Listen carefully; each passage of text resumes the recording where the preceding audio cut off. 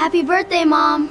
Who are you? Why is that person filming us? He is following us. If he thinks we are alone, he will call for help. Happy birthday, Mom. 3 identical voices said it at once, barely above a whisper, and Talia Reeves nearly dropped her fork.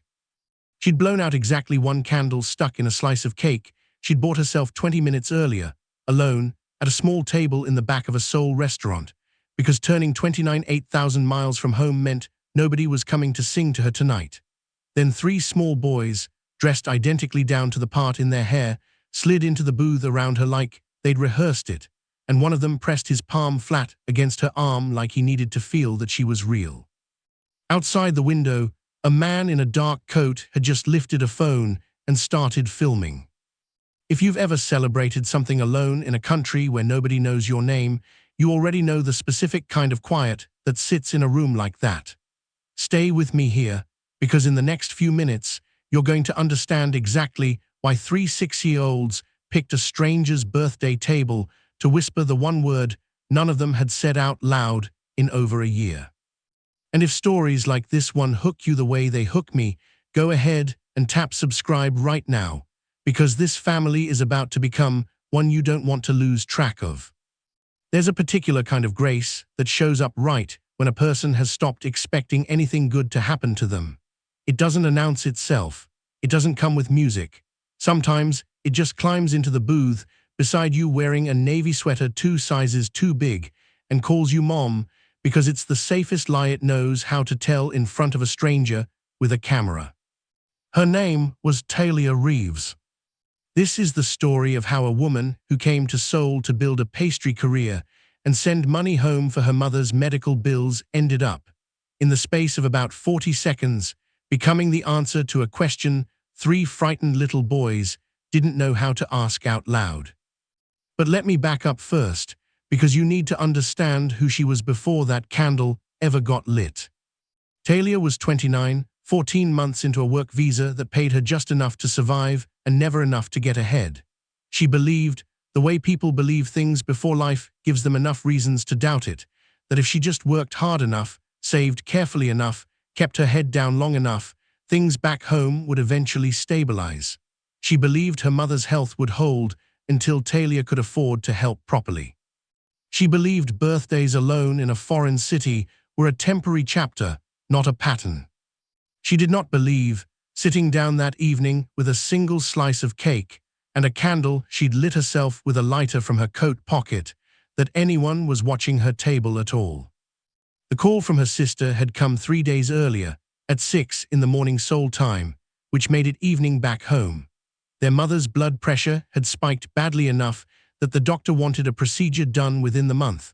One insurance wouldn't fully cover, and the number her sister said quietly into the phone had made Talia's stomach drop somewhere around her shoes. She'd done the math walking to work that morning and every morning since, the same math, over and over, and it never once came out in her favor. She'd allowed herself exactly 1 hour tonight, her birthday, to not think about any of it. 1 hour, 1 small table, 1 slice of cake nobody else knew she'd bought. That was when the boys found her. Who exactly? Talia said slowly, once all 3 had wedged themselves into the booth around her. Am I supposed to be pretending to be? And why does that man outside have a phone pointed at us? The tallest of the 3, the one who'd spoken first, glanced toward the window and back at her with the flat, practiced urgency of a child who had explained a version of this before. He works for our grandfather. If he sees we don't have a mom with us tonight, he tells the judge. Tonight, Talia repeated. What's tonight? The smallest of the 3, the quietest one, didn't answer with words. He just leaned his head briefly against her shoulder, the way you lean against something to check that it's solid, and Talia felt something in her chest pull tight in a way that had absolutely nothing to do with rent or surgery deposits. It's the day our mom died, the middle boy said quietly, watching her face for a reaction he seemed braced for. Last year, grandfather always sends someone to watch us today. He says if we look sad and alone, it proves our dad can't take care of us right. Outside, the man in the dark coat took 1 step closer to the glass. Talia had exactly no context for any of this.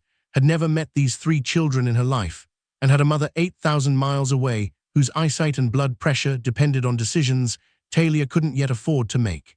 But she also understood, in the particular instant way people understand things that matter, that 3 small boys had just handed her their whole fragile plan and were waiting, wide-eyed, to see if a stranger would catch it or drop it.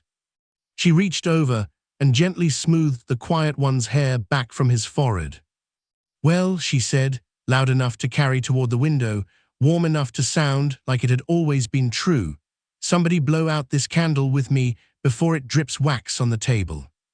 3 identical faces broke into relief, so raw it looked almost like pain. The man outside lowered his phone a fraction, hesitated, then climbed back into a car that pulled away from the curb a moment later, unhurried, like it had never had any reason to stop there at all. Talia looked around the table at 3 children she'd known for less than 2 minutes, understood that something enormous had just quietly rearranged itself around her single slice of birthday cake, and had absolutely no idea that the next 60 seconds were about to change the entire shape of her life. "Somebody is going to explain what just happened," Talia said, once the boys had finally settled and the waitress had brought a second fork nobody had ordered, and it had better be good. It was the tallest one who answered, chin lifted with a composure that looked strange on a face that's small.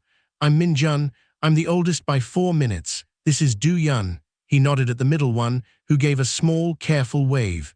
"And that's Hae-won." The quiet one, still pressed lightly against Talia's side, didn't look up.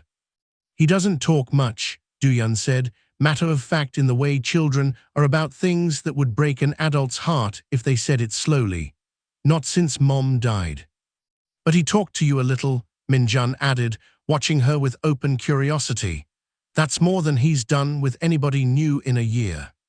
Talia's throat tightened. "Where's your dad tonight?" "Working," Do-yun said. "He's always working. Everyone's scared of him except us." "He's not scary," Min-jun said, a little defensive. "He just forgot how to smile. Ms. Ahn says it happened the same day Mom did." Before Talia could ask what exactly that meant, a car pulled up outside, longer and darker than the one that had just left, the kind of car that made the whole sidewalk seem to quiet down around it. A man stepped out before the driver had come to a full stop, moving fast in a way that still somehow looked controlled, and all 3 boys went rigid at the same instant. He crossed the sidewalk in what looked like 4 strides. Up close, he was younger than Talia expected for a man with 3 sons old enough to run an improvised con on a stranger's birthday dinner, and colder than anyone that age had any business looking. His eyes swept the table, counting 1, 2, 3, the relief in it gone almost before it arrived, replaced instantly by something sharper. "Who are you?" he said. It wasn't really a question. "I'm the woman your sons just made pretend to be their mother," Talia said, too tired and too far from home tonight to bother softening it. "You're welcome, by the way. Whoever that was outside with the phone is gone now." Something shifted behind the man's eyes. Not warmth exactly, recalculation. He said something low and quick to the boys in Korean, and all 3 of them looked instantly, thoroughly guilty before he turned back to her, switching into careful, precise English. "My name is Seok-hoon Bae," he said. "I owe you a debt I did not expect to owe tonight. I'd like 5 minutes of your time. I will pay for it." Talia looked at the 3 small faces, still watching her like she was the only steady thing in a room that kept tilting, then back at the man in front of her, holding himself together with a stillness that looked less like calm and more like a dam under pressure. "You have 5 minutes," she said, "starting now." He didn't use all 5. "My wife died a year ago. Tonight is the anniversary. My sons have had 9 caretakers since. None of them lasted more than a season." He said it the way you'd read a casualty report, no inflection at all, and Talia understood with a small cold jolt that this was a man who had trained himself out of feeling things in front of strangers a long time ago. "My father-in-law believes I'm unfit to raise them. He's filed for custody. The hearing is in 7 weeks. "That's terrible," Talia said, and meant it. "It's also not your problem. I'm prepared to make it worth your while for it to be your problem for 7 weeks. He glanced at Hae-won, still leaning quietly against her side. I need someone the court and my father-in-law, and frankly my own mother, will believe is a stable presence in that house. Someone the boys will actually accept. You got more words out of Haewon in 90 seconds than 3 nannies managed in 3 months combined. You want to pay me to pretend to be their mother. I want to pay you to be present in their lives until a judge decides whether they stay in mine. His voice stayed level, careful. I'm not asking you to lie about anything you don't want to lie about. I'm asking you to consider it. Talia looked at the 3 boys, at Haewon especially, small and quiet, and watching her like she might disappear if he blinked, and thought about the math that never came out right, no matter how many times she ran it, walking to work every morning. How much, she said. He told her it was enough to cover her mother's procedure with room left over. Talia Reeves, who had come out tonight planning to spend 1 quiet hour not thinking about any of it, sat very still in a restaurant booth with 3 small strangers watching her decide the next 2 months of her life, and understood that whatever she said next, there was no version of her walking out of this restaurant unchanged. I need to think about it, she said. You have until tomorrow, Seok-hoon said, and something in his face, not quite disappointment, not quite relief, told her he'd expected an immediate no and hadn't yet decided what to do with the fact that she hadn't given him one. She said yes the next morning, across a glass desk on the 40th floor of a building with the Bay Group's name lit 30 feet tall over the lobby, in front of a contract neither of them had written with any intention of it becoming true. Terms, she said, before signing anything. Seok-hoon looked briefly like no one had ever said that word to him before in that office. Go on. 1. The boys get told the truth eventually, that this started as an arrangement, not a fairy tale.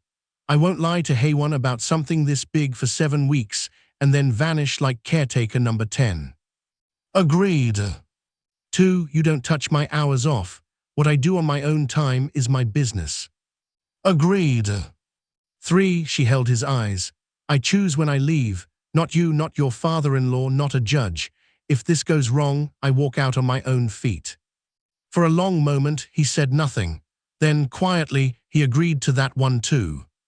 I'd ask one thing in return, he said. Don't let them get attached to something that isn't real.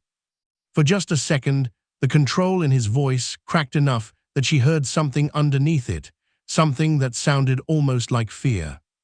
They've already lost enough, he said. Talia signed the contract without knowing yet that the thing he feared most wasn't her leaving. It was that she wouldn't. The Bay Estate sat above the city on a hill where the traffic noise seemed to disappear somewhere around the second gate.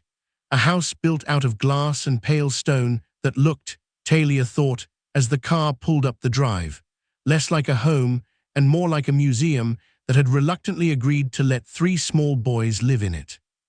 A man was waiting at the door before the car fully stopped, broad-shouldered, grey at the temples, with the particular stillness of someone who noticed things other people missed. Mr. Choi, he said, offering a hand. I run this house, such as it is. You're the one who got Haewon talking on a sidewalk in under 2 minutes. I've been trying to manage that for a year. Beginner's luck, Talia said. We'll see, he said, and he was almost smiling. The grandmother was not. Grandmother Bay arrived for dinner that first night in a suit, the color of a closed door, and looked at Talia across the long table the way you'd look at a stain you hadn't decided whether to remove or simply learn to live with. So, she said in clipped, precise English, this is the one, the nanny. Not the nanny, Talia said. How resourceful of my son, the older woman said, mostly to herself, to solve a legal problem by importing a stranger from a continent he's never visited. Her eyes returned to Talia, and there was nothing warm in them at all. Do not confuse this house for a home, Miss Reeves. It hasn't been one in some time, and I doubt very much you're the one who's going to change that. Mother, Seok-hoon said, low, a warning. I'm simply being honest, the grandmother said, and rose from the table before dessert, her chair scraping loud in the silence she left behind. Talia looked down the table at three boys who had gone very quiet, very fast, the particular quiet of children who have learned that stillness is the only safe weather in a house like this one. Something in her, not quite pity, something closer to resolve, settled into place. "Well," she said, bright as she could make it into the silence, "who's going to teach me the Korean word for don't let the ice cream melt before dessert?" It took Duyun 4 seconds to laugh. It took Minjun until the following morning. It took Haewon 3 more weeks, and when it finally happened, Talia would remember exactly where she was standing for the rest of her life. The thaw started the way most things worth remembering start, with food.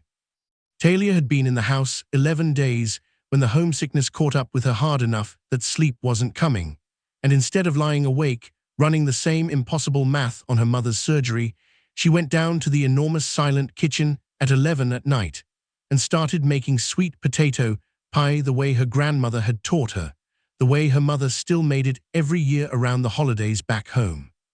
Cinnamon and brown sugar filling a kitchen that had clearly never smelled like anything but imported olive oil in its entire existence. She didn't hear him come in. "What is that?" Seok-hoon said from the doorway, and she startled hard enough to nearly drop the spoon. "Sweet potato pie, it's my grandmother's recipe," she hesitated. "Sorry, I should have asked before I used the kitchen." "It's your kitchen too, for 7 weeks. He came closer, slow, like the smell was pulling him in against his own better judgment. "It smells like," he stopped. "Like what?" "I don't know," he admitted, and that surprised her more than anything else he'd said since the restaurant. "Warm, something I don't have a word for." She handed him a slice still warm enough to burn his fingers and watched him take a bite like he expected to hate it on principle. He didn't say anything for a long moment. He just stood there in a kitchen at midnight going very still, the way a person goes still when something reaches backward through years they thought were sealed shut and touches something they'd forgotten was still tender. "My grandmother used to make something like this," he said finally, quiet. "Different recipe, different everything, but the going still part, the waiting for it to cool part, I haven't thought about her kitchen in 15 years. Was she kind to you?" "She was the only one who was," he said, and then looked like he regretted saying it, reaching for a second slice instead of continuing. It wasn't a smile. Talia noted that carefully, filed it away without meaning to. But something in the corner of his mouth had definitely moved, had definitely tried, before he caught it and put his careful blank face back on like a coat he'd almost forgotten to wear. The boys ate the leftovers for breakfast and declared, with the total confidence of small children who have found a new favorite food, that Talia was now legally required to make sweet potato pie every Sunday for the rest of her life. Grandmother Bay, passing through the kitchen and seeing the empty pan, said nothing at all, which from her was its own kind of statement. It was 3 days after that when Haewon spoke to her again. She was reading to him, just him, the other two off with tutors, Haewon curled against her side on a window seat overlooking a garden too manicured to offer any real comfort. Partway through the story, he reached up and pressed his small hand flat against her cheek, the way you'd check that something was real. "Are you going to leave like the others?" he asked, his first full sentence to her since the restaurant. Talia's throat closed before she could stop it. "I don't know," she said, because she'd promised herself she'd never lie to this child. "Not even a kind lie, not even now. But I'm here today, and I'll tell you the truth every single day I'm here for as long as I'm here. Is that fair?" Haewon thought about it with the terrible seriousness only a 6-year-old can bring to a question that big. "Okay," he said finally, and put his head back down against her arm. That, Talia would think later, was the exact moment the arrangement stopped being an arrangement, whether she was ready for that or not. Grandmother Bay found her alone in the garden the following week, arms crossed, expression unreadable in the particular way that made Talia brace for whatever cruelty was coming next. "You've been here 3 weeks, the older woman said. "I have." Haewon spoke 4 sentences at dinner last night, unprompted. Something flickered behind her eyes that wasn't quite warmth, but wasn't quite its opposite either. 9 women came through that house before you. None of them managed that in 3 months. He didn't need managing, Talia said carefully. He needed somebody to stop waiting for him to perform being okay. The grandmother studied her for a long moment. My son doesn't trust easily. Neither do I, if I'm honest about it. We've both had reasons. She looked out at the garden instead of at Talia. That doesn't mean I don't notice what's happening in this house. She walked away without saying anything further, and Talia stood there in the cold morning air understanding, for the first time, that the coldest woman in that house might simply be the most frightened one. That same week, a car began appearing at the end of the estate's long drive most mornings, parked far enough back to seem incidental, close enough that Talia noticed it twice before she mentioned it to Mr. Choi. Grandfather Yoon's driver, Choi said, jaw tight.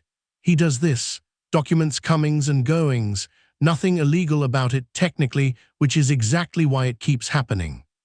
For the custody case. For the custody case. Choi's eyes went toward the upstairs window where the boys' voices carried faintly, laughter this time, real laughter, the kind the house hadn't held in longer than Talia had been alive in it. He's not interested in what's best for those boys, Miss Reeves. He's interested in the seat on the Bay Group board that comes with guardianship, has been since the week his daughter died. Talia felt something cold settle low in her stomach, a reminder underneath all the warmth of sweet potato pie and window seat confessions that this house sat directly in the path of something much larger and more dangerous than a grieving family finding its footing again. Whatever was happening here, whatever she was slowly, carefully letting herself feel for 3 small boys and the guarded man raising them, none of it was happening in a vacuum. 7 weeks had felt like a long time the morning she signed that contract. Standing in the garden now, watching that same unfamiliar car idle at the end of the drive, Talia understood with sudden clarity that 7 weeks might not be nearly long enough to protect what was quietly, dangerously starting to matter to her inside that house. The gala fell in the 5th week, a black-tie hospital fundraiser under a ballroom ceiling strung with hanging orchids, and Talia understood the moment Seok-hoon told her attendance was required, that this was less a party than a performance for an audience that included Grandfather Yoon himself. She met him for the first time under those orchids, a compact, silver-haired man with a smile built for cameras and eyes that never once matched it. "So you're the American," Yoon said, looking her over the way you'd assess livestock at auction. "My grandson's new, what's the word, companion." "Talia," she said, "nice to meet you, Mr. Yoon." "Is it?" he said pleasantly, and turned to Seok-hoon without acknowledging her answer at all. "Hiring foreign help to play house for a judge. My daughter would be so proud." The room around them had gone very slightly quiet, the way rooms do when they sense a fight starting and don't want to miss it. "Your daughter," Seok-hoon said, low and level, "would want her sons to have someone kind to them. Since you clearly can't manage that yourself, I'm not sure what qualifies you to critique mine." "Careful," Yoon said, still smiling, "how you phrase things around people who take notes." "I'll help with the phrasing," Talia said, stepping forward before she'd fully decided to. She'd spent her whole life watching people underestimate her, and she wasn't about to stand quietly while a man tried it on 3 boys who couldn't defend themselves. "Mr. Yoon, I've been in this family's home for 5 weeks. In that time, I've watched Mr. Bay read bedtime stories in 3 different voices because his sons demanded it. I've watched him miss board calls for school play. I don't know what unfit looks like where you're from, sir, but where I'm from, that's just called being a father." Yoon's smile went thin, something with an edge underneath it now. "Charming. You'll want to be careful, Miss Reeves, how attached you let yourself become to a household you're being paid to occupy." "I'll manage my own attachments," Talia said. "You worry about yours." He left without another word. The room exhaled, and Seok-hoon looked at her for a long moment across the space between them, like he was seeing something he hadn't let himself see before. "You didn't have to do that," he said quietly, once they'd found a corner away from the crowd. "Yes, I did," Talia said. "Nobody talks about your sons like that in front of me and gets to walk away thinking it landed clean." Careful, he said, almost gently, or I might start believing you actually care. Careful yourself, she said, or I might start believing the same about you. Neither of them said anything else about it. But later that night, lying awake in the guest wing with the city glittering cold and enormous through the window, Talia admitted to herself, in the private dark where admissions like that are safest, that she hadn't defended him tonight because it was in the contract. She was very good, it turned out, at lying to herself about exactly when that had stopped mattering. 2 floors below her, in an office that hadn't seen him work past midnight in over a year, Seok-hoon sat with a glass of something he wasn't drinking and thought, for the first time in that year, about a woman who wasn't his late wife, and hated himself a little for how much that thought didn't hurt the way he'd expected it to. "You're doing that thing again," Choi said from the doorway, arms crossed, entirely too satisfied with himself. "What thing?" "Sitting in the dark thinking about someone. You did this for 6 months after Jaiwoo." Choi came in, poured himself a glass without asking. "This is different though, you're smiling doing it, small, but it's there." "I'm not smiling." "You're doing the almost smile," Choi said, "the one where your mouth forgets it's not allowed to." Seok-hoon didn't answer that. He didn't have to. Choi had known him 14 years, long enough to read the things Seok-hoon refused to say out loud, and he simply set down his empty glass and left the office, letting the man sit alone a little longer with a feeling he clearly needed time to make peace with. The weeks after the gala moved like something loosening. Late nights in the kitchen became a habit. Neither of them named tea for her, the good whiskey he never quite finished for him, the boys long asleep, the house gone quiet enough that conversation could wander somewhere honest. "You never talk about her," Talia said one of those nights. "Jaiwoo." Seok-hoon turned his glass slowly on the counter. "It was raining. She was driving Haewon to a piano lesson. I was in a meeting I could have left early and didn't." He said it flat, rehearsed, a story worn smooth from being told to himself too many times. The car went off the road near the overpass.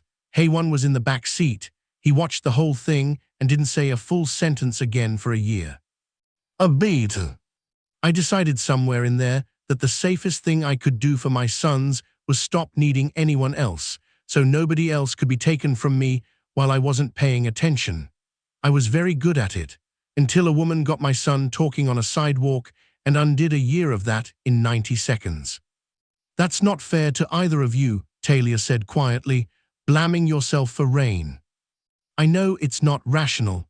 He looked at her, something raw showing through the careful blankness for once. Knowing it isn't rational hasn't stopped it from being true for a year.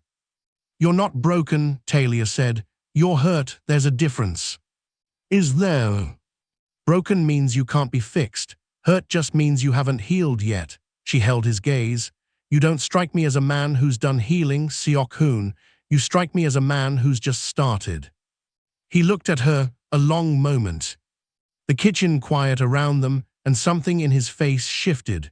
Not the almost smile this time, something steadier, something that looked dangerously close to hope. "Maybe," he said low, "you're good for me too." Neither of them moved to close the distance between them that night. But something had been said out loud that couldn't be fully unsaid again, and both of them knew it, and both of them, for very different reasons, were too frightened to do anything but pretend, one more night, that pretending was still possible. It was Choi who found the envelope taped under the estate's front gate mailbox on a Tuesday morning, 3 weeks before the hearing. No return address. A single photograph inside, Talia and Seok-hoon standing close in the kitchen doorway 2 nights earlier, and a single typed line beneath it. "She's not what you think she is. Ask her about the money." Talia's stomach dropped when Seok-hoon showed her, wordless, his jaw a hard line. "I can explain the money," she said immediately. "It's in the contract. You already know exactly what I'm being paid and why." "I know," he said. "I'm not asking you to explain anything. I'm asking who's watching us closely enough to know what time I take my coffee." The answer, when it came 4 days later, came from inside the house. The answer had a name Talia never expected to hear attached to a betrayal. Mr. Han, the Bay Group's longtime legal director, a man who had sat at Seok-hoon's right hand at every board meeting for close to a decade, was the one feeding photographs and schedules to grandfather Yeon's private investigator. Had been for months, long before Talia ever set foot in Seoul, ever since Yeon had promised him a directorship at a rival firm in exchange for a steady drip of anything that made Seok-hoon look unstable. I trusted him with everything, Seok-hoon said, staring at the printed emails Choi had pulled off a shared server, his voice gone very quiet in the way Talia had learned meant he was closer to breaking than he'd ever let himself show. My father-in-law didn't have to dig for a weapon. I handed him one myself and called it loyalty. They moved the boys to a smaller Bay Group apartment downtown within the day, blinds drawn. A security detail doubled at the door. Talia sat up that first night with 3 small boys crowded onto one bed because none of them wanted to sleep alone, and understood with a cold certainty that had nothing to do with money anymore exactly how much she now had to lose. The blow landed 6 days before the hearing, in the worst way it possibly could. Grandfather Yeon's attorney filed the contract itself into evidence. Talia's actual signed contract, the 7-week arrangement, the payment schedule, all of it, and by that evening it was circulating on 3 different news sites under headlines using words like staged and bought affection and desperate PR stunt. Her photograph sat next to Seok-hoon's like a mug shot beside a scandal. "They're saying I manipulated you," Talia said, staring at her phone in the apartment kitchen, hands shaking, "that I manufactured all of it, that your sons are a prop." Her voice cracked. "Seok-hoon, my visa status is being discussed on television." I know. He wasn't looking at her. He was looking at the wall, jaw tight, and something in his stillness felt different this time, not the old grief stillness, something worse, something like a door closing. "I have to end this," he said finally. "What?" "The arrangement, now before the hearing." He still wasn't looking at her.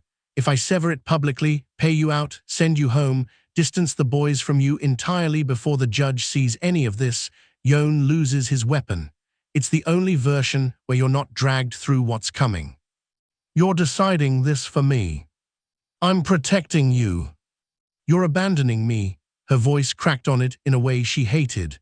"The same way everyone in this family protects the people they love, by deciding quietly, without asking, and calling it strength." "Talia." She grabbed her coat. "I signed a contract that said I get to choose when I leave, not you. Remember, you agreed to that term yourself." She was crying now and furious about it. "You don't get to protect me out the door, Seok-hoon. That's not protection. That's just leaving wearing a nicer coat." She left that night. Down 2 floors, Grandmother Bay was waiting by the elevator, arms crossed, face unreadable, and Talia braced herself for one final cruelty on her way out. "You're leaving," Grandmother Bay said. "He's making me leave." "He's terrified," the older woman said, and something in her voice had gone strange, unsteady.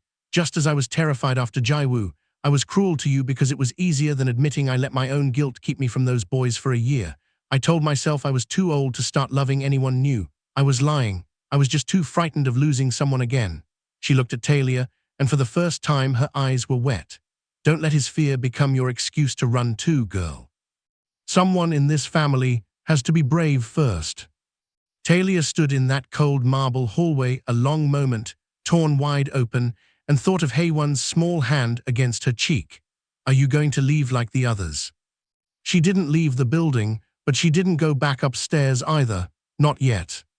She sat in the lobby of the downtown apartment building until the sky outside the windows went from black to gray, coat still on, phone face down on her knee, because she couldn't stand to see another headline. Somewhere above her, 3 boys were probably asleep in a bed too big for one of them and too empty without her in it. Somewhere above that, a man was probably still standing in the same spot she'd left him, staring at a wall, believing he'd done the right thing. Talia had spent her whole life being the person who stayed with her mother through every hospital visit their insurance barely covered, stayed at jobs that underpaid her because leaving felt like admitting she couldn't make something work, stayed in relationships longer than she should have because walking away always felt, to her, like proof that she'd failed at something rather than proof that something had failed her. Sitting in that lobby at 4 in the morning, she understood, with a clarity that felt almost violent, that Seok-hoon had just handed her the oldest fear she owned and dressed it up as protection. He hadn't asked her what she wanted. He hadn't given her the choice her own contract guaranteed her. He'd simply decided, the way his mother had described doing after Jae-woo died, that deciding quietly for someone else and calling it love was easier than trusting them to choose for themselves. Her phone buzzed. A text from her sister back home, 3 words, no context, "Mom's asking about you." Talia closed her eyes. Somewhere in the last 6 weeks, in the middle of sweet potato pie at midnight, and Haewon's small hand against her cheek, and a man learning to say things out loud he clearly hadn't said in years, she had let herself believe this was safe, that it could last past 7 weeks, that maybe, impossibly, she'd found something worth staying for on purpose instead of out of obligation. Now her photograph was on 3 different news sites next to words like staged and bought. Her visa status was a talking point.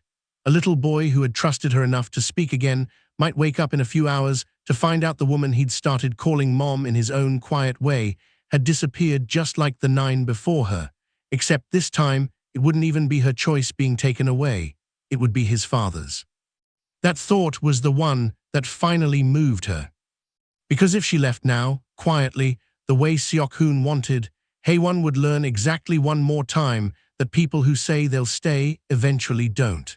He would learn it from the one person she'd promised, on a window seat 3 weeks into this arrangement, that she would never lie to him about something this big.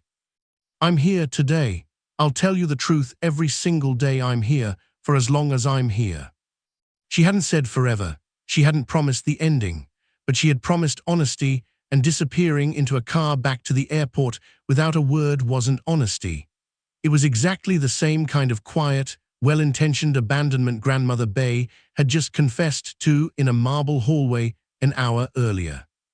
Talia opened her eyes and looked down at the folded piece of paper still in her coat pocket, something Haewon had pressed into her hand 2 nights before all of this fell apart, careful crayon handwriting on a torn page from his sketchbook. She hadn't unfolded it yet. She unfolded it now, in the grey light of an empty lobby. "You make the house not scary anymore."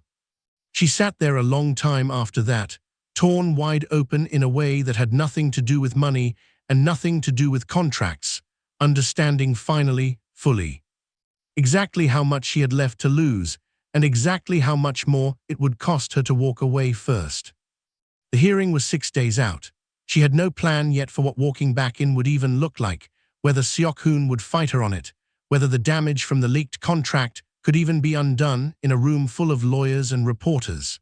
She only knew, sitting in that lobby as the sun finally came up over a city that had never once felt like home until 3 identical boys made it one, that she wasn't getting on a plane. Not yet, not like this, not without being the one who decided. She didn't go back to the apartment, not yet. Instead, she went to the one place in the city that still felt entirely hers, the small bakery 3 blocks from her old studio, the one where she'd worked her early shifts for 14 months before any of this started, and asked her manager for the morning off in a voice that must have carried more than she intended, because the woman took one look at her and didn't ask a single question. Talia sat in the back with a coffee she didn't drink and finally read through the news coverage in full, all of it, every headline, every comment section she should have known better than to open. Most of it was cruel in the particular careless way strangers online are cruel about people they've decided to reduce to a single photograph. A few pieces, buried further down, actually quoted Grandfather Yeon's attorney directly, laying out with startling specificity exactly what evidence had been filed, exactly which clause of her contract had been highlighted for the judge, exactly which line, payment schedule attached, had been circled in red across 3 different outlets. That was when something in the coverage snagged her attention and wouldn't let go. The contract that had been leaked wasn't just her signed copy. It included a payment schedule with dates that didn't match anything she remembered agreeing to, and a clause about media cooperation she had never once seen, not in the version she'd signed across that glass desk on the 40th floor. Someone hadn't just leaked her real contract. Someone had altered it, added language that made the arrangement look less like a custody support hire and more like a calculated public relations stunt designed from the start to manipulate a judge. She sat very still for a long moment, coffee going cold in front of her, and thought about Mr. Han. By the time she called Choi, her hands had stopped shaking and something steadier had settled into place behind her eyes. The contract they filed. Can you get me the original, the one Seok-hoon and I actually signed? I already pulled it, Choi said, something careful in his voice, like he'd been waiting for this exact call since the night before. It doesn't match what's in the filing, not even close. I need it in front of a judge before that hearing. Miss Reeves, Choi hesitated. Seok-hoon told me not to involve you further. He's trying to keep you out of the worst of this. I know what he's trying to do, Talia said. I need you to trust me more than you trust his instructions right now, because his instructions are wrong. There was a long pause on the line, then quietly, what do you need? She spent the next 4 days building something Seok-hoon didn't know she was building, working with Choi in careful, deliberate secrecy, because if this was going to work, it had to land in that courtroom as her choice, made freely, not another decision made on her behalf by a man trying to protect her out a door she'd never agreed to walk through. On the 5th day, she went to see Grandmother Bay. I need your help, Talia said, standing in the same garden where the older woman had once told her not to confuse the house for a home. With what? With convincing your son to let me back into that courtroom. He thinks he's protecting me by keeping me away from it. I need him to understand that letting me choose is the only version of protection that actually means anything to me. Grandmother Bay studied her for a long moment, something moving behind her eyes that looked, for the first time since Talia had arrived in that house, entirely without judgment. You came back, she said. I never fully left. The older woman almost smiled. Good, she said. Someone in this family finally learned the lesson I took 30 years too long to learn myself. She turned toward the house. Come, my son is about to receive a phone call he does not expect, and I would very much like to watch his face when it happens. That evening, Seok-hoon sat alone in his office for the second time in a week, a glass of something he wasn't drinking in front of him, when his phone rang with a number he didn't recognize. He almost let it go to voicemail. Something made him answer. You told me I get to choose when I leave, Talia said, before he could say a word. You never once said anything about choosing when I come back. Talia. I found the altered contract, she said, cutting through whatever he'd been about to say. The one filed with the court isn't the one we signed. Someone changed it. I have proof, and I have 4 days to get it in front of that judge, and I need you to stop trying to protect me out of the one fight I actually want to be in. Silence on the line, long enough that she wondered if the call had dropped. I was wrong, he said finally, quiet. I thought protecting you meant deciding for you. My mother did the same thing to me for a year, and I hated her for it, and then I turned around and did the exact same thing to you in half the time. Yes, Talia said, you did. I'm sorry. I know that's not going to be enough on its own, but it's a start. She let out a breath. The hearing is in 4 days. I'm going to walk into that room whether you want me there or not, because those 3 boys are mine too now, whether either of us ever put that on paper. I just need to know if you're going to stand beside me when I do it, or if I'm doing this alone. There was no hesitation this time. I'll be there, Seok-hoon said. Whatever you need, I'll be there. The hearing was held in a private conference room on the 14th floor of the family court building. Judge, attorneys, Grandfather Yeon at one end of the long table with his lawyer's confident smirk already in place, Seok-hoon at the other, alone, 3 small chairs empty beside him because the boys had been kept home. And Talia, who had spent the worst week of her life deciding what kind of woman she actually wanted to be, walked through the door 11 minutes after the hearing began. Every head in the room turned.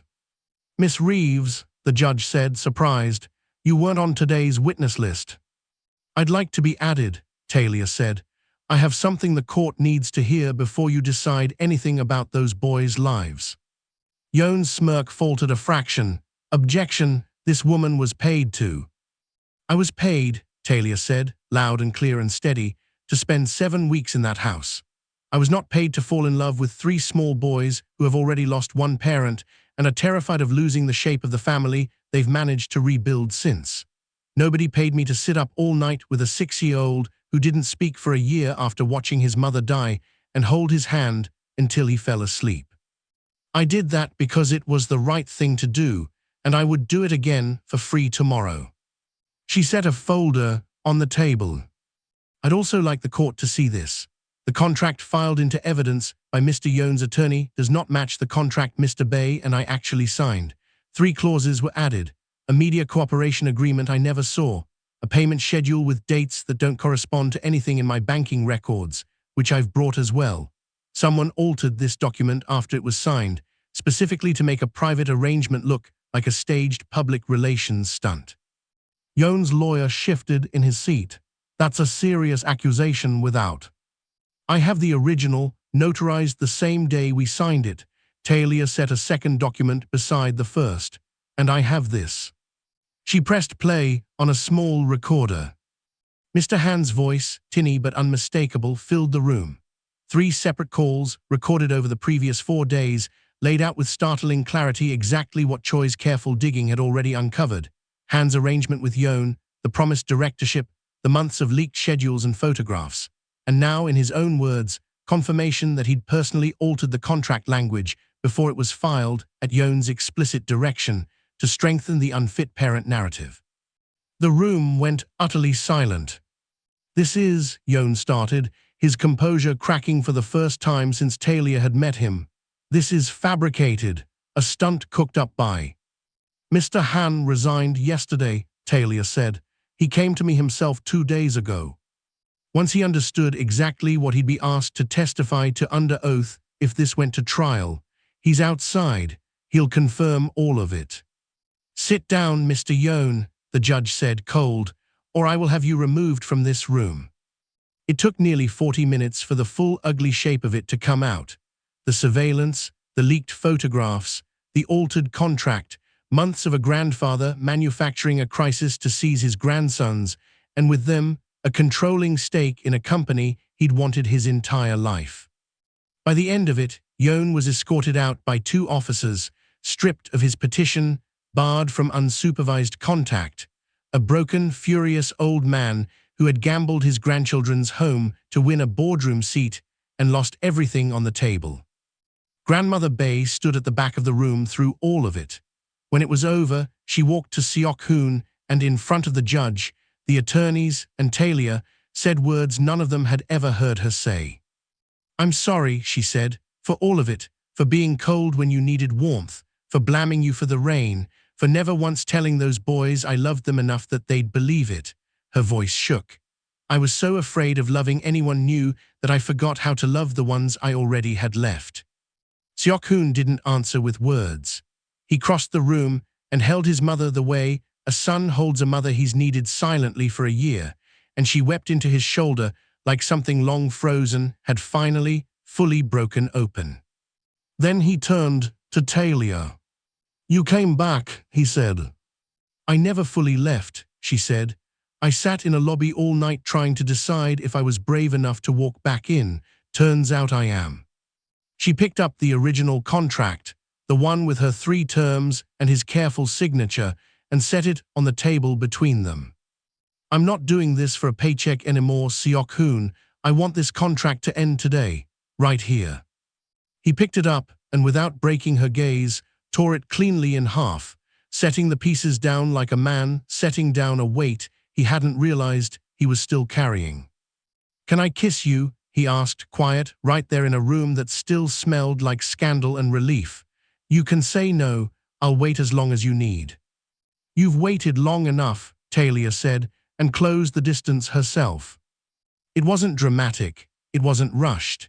It was slow and careful and real, the kind of kiss 2 people give each other when they've both spent weeks too afraid to ask for it. Somewhere behind them, Mr. Choi cleared his throat and pretended very hard to be checking his phone. 1 year later, the garden behind the Bay estate was full of white chairs and yellow flowers Talia had chosen herself, because yellow, she told anyone who asked, was the only color that had ever meant home in every version of home she'd ever needed it to mean. 3 boys stood at the front in matching pale gray suits, Minjun proud and steady, Duyun quietly delighted, and Haewon, who hadn't stopped talking, really talking, laughing, arguing, asking 100 questions a day since the morning after the hearing, holding a small pillow with 2 rings on it like it was the most important job in the world. Grandmother Bay sat in the front row in a dress the color of new beginnings, dabbing her eyes before the ceremony had even started. Talia's best friend from back home sat 2 rows back, filming everything on her phone for the group chat, narrating under her breath. Talia's mother, flown in for the first time since the surgery that had saved her health, sat beside Talia's sister in the second row, tears streaming freely, unashamed, watching her daughter walk toward a man who had once been a stranger and a contract, and was now simply home. This wasn't the wedding either of them had planned 7 weeks into a fake arrangement designed to fool a judge. It wasn't fake. It wasn't a performance for anyone watching. It was real, chosen, freely given. "I do," Seokhoon said, and this time when he smiled, it wasn't almost. It was all the way there, unguarded, undefended, a man who had spent a year teaching himself not to need anyone standing in front of a woman who had taught him, patiently, and without ever once asking him to hurry, how to need someone again. There he is, Talia thought. That's him.